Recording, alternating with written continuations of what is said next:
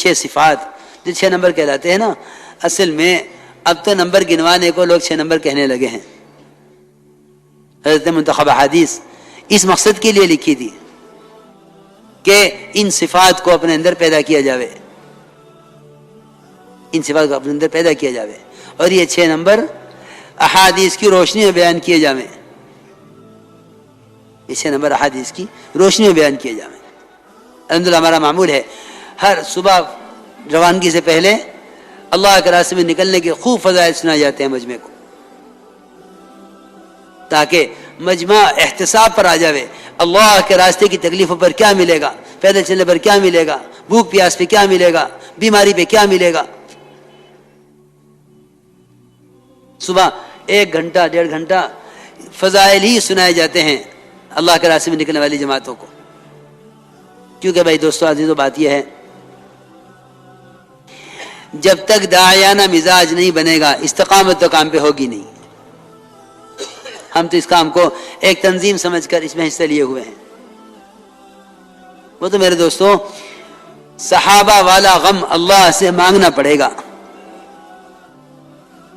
یہ کوئی قبولیت کی بات نہیں ہے کہ ہم نے اتنی دیر 2.5 گھنٹے یہ کام کر لیا.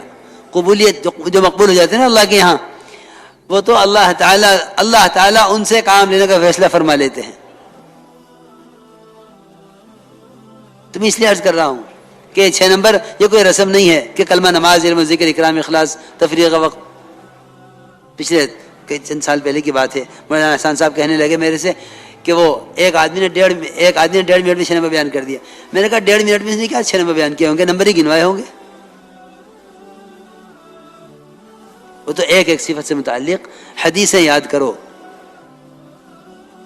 تاکہ معلوم ہو کہ آپ صلی اللہ علیہ وسلم ایمان کسے فرما رہے ہیں، نماز کا کیا معیار ہے، علم کسے کہتے ہیں، ذکر کسے کہتے ہیں. وہ تو احادیث سے معلوم ہوگا نا کہ ذکر کسے کہتے ہیں اور اخلاص کسے کہتے ہیں. حضرت نے سب سے زیادہ حدیثیں جمع کی اقرا مسلم میں صرف مسلمانوں کو مسلمانوں کے حقوق کی تعلیم دینے کے لیے کہ مسلمان کا حق پہچانے کیا ہے. وہاں ایسا فرماتے تھے ایک مسلمان کا مقام بیت اللہ سے اونچا ہے، اور صحیح حدیث ہے.